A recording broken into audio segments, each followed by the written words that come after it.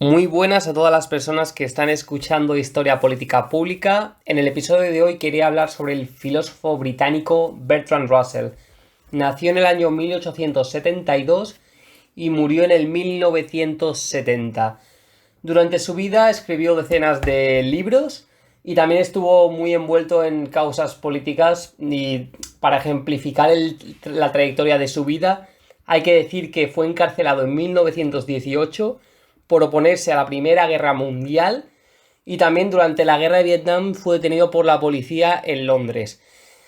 La protesta de Vietnam que originó su captura sucedió en el 1967-68 y él falleció simplemente 2 años después. Es decir, para que se hagan una idea, fue encarcelado cuando era bastante joven, tendría más de 40 años, 44.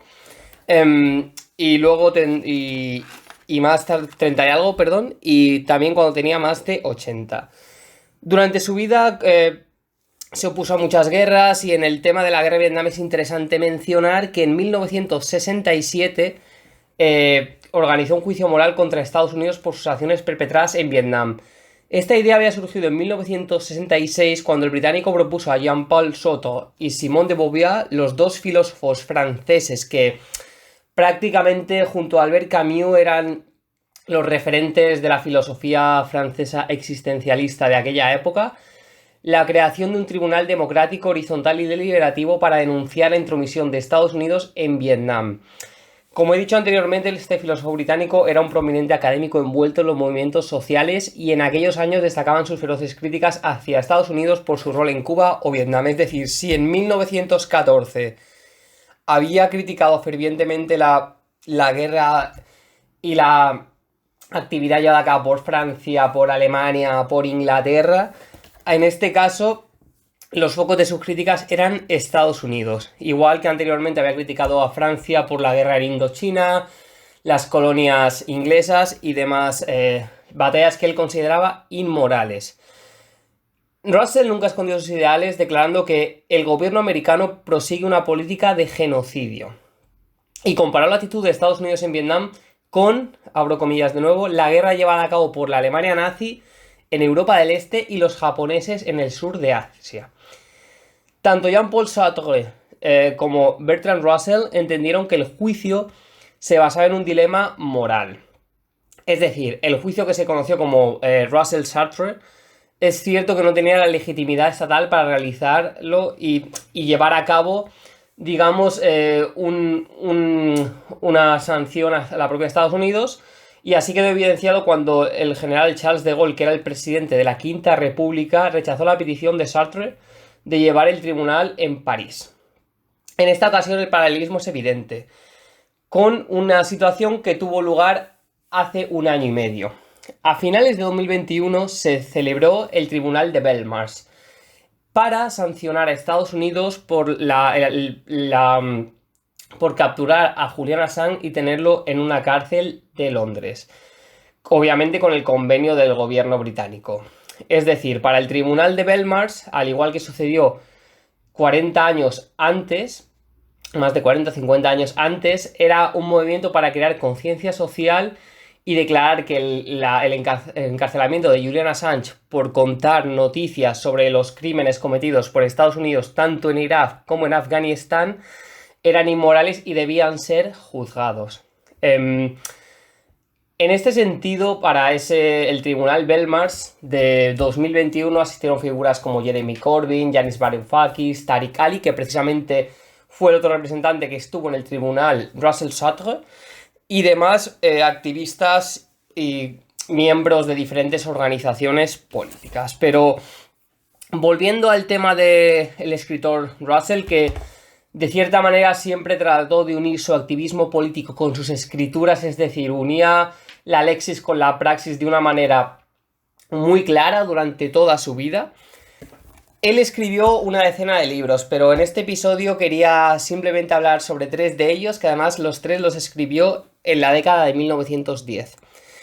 Uno es el Problemas de la Filosofía, escrito en 1912. Luego llega Ideales Políticos en 1917 y finalmente terminamos con Los Caminos Propuestos para la libertad, en 1918. Es importante esta década porque coincide con la Primera Guerra Mundial, que como he comentado anteriormente, él se opuso fervientemente.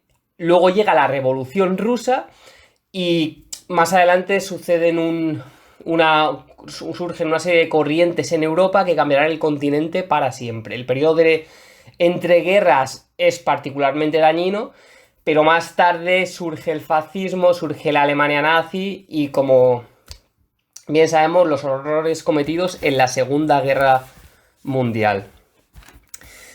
Obviamente hay libros de Russell que son muy importantes, por ejemplo el de la historia de la filosofía occidental, que se publica en 1945, Principio de las matemáticas, que si no me equivoco fue escrito en 1903 y trata de aplicar la lógica al estudio de las ecuaciones matemáticas y diferentes modelos de investigación, que fue muy rompedor para el estudio de matemáticas. Pero vamos a comenzar con los problemas de filosofía, que como he comentado se publicó en 1912, es decir, poco antes de la Primera Guerra Mundial, y en el que la premisa principal del libro diríamos que es la pregunta que se hace el propio Russell.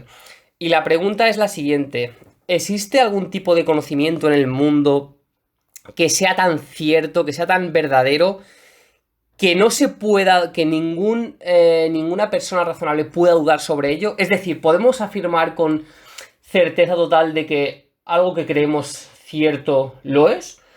Y eso le lleva a Russell a plantearse preguntas filosóficas como el tema de la inducción y decir si sabemos de manera certera que el sol va a salir mañana.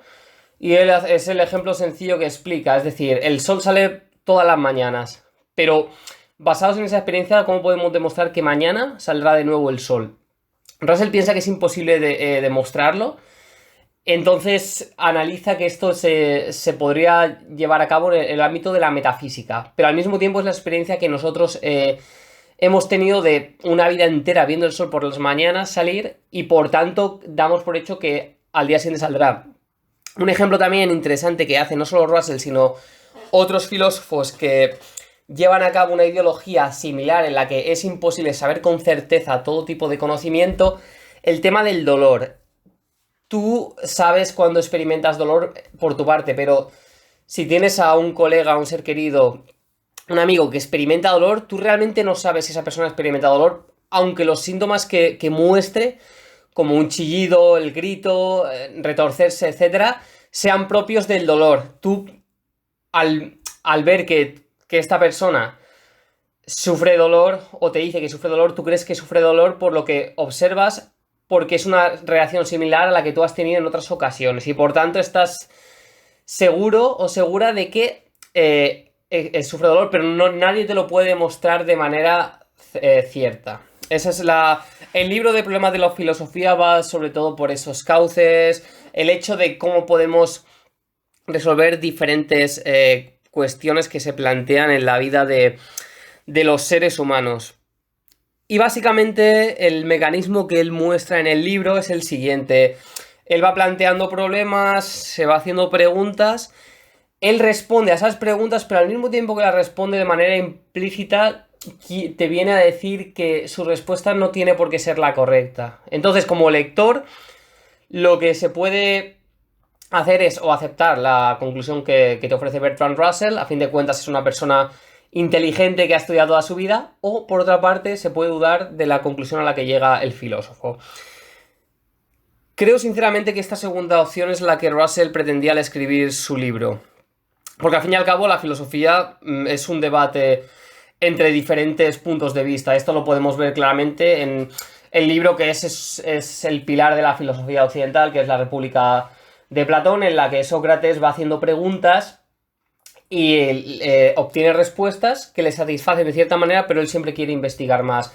Entonces cada capítulo se va desarrollando a través de conversaciones, y yo creo que el libro de los problemas de filosofía bebe muchísimo de la República de Platón en la idea de realizar preguntas y respuestas, ofrecer diferentes puntos de vista, opiniones, pero nunca llegar a una conclusión que sea 100% cierta, y dejar así un camino para en un futuro poder seguir indagando cuando los avances tecnológicos, el conocimiento humano vayan evolucionando de cierta manera y quizá algún día se podrán resolver esos interrogantes, o quizá no. Es parte del encanto de la filosofía. También está el debate sobre el idealismo, la existencia de la materia, el tema de... Hay un ejemplo que me parece muy interesante, si la felicidad es mejor que la tristeza, y esto... Este es un tema de una duda existencial que ha perdurado durante siglos e incluso se puede ver en la película Inside Out de Pixar, que salió en 2015. El hecho de... Ahí el ejemplo es clarísimo.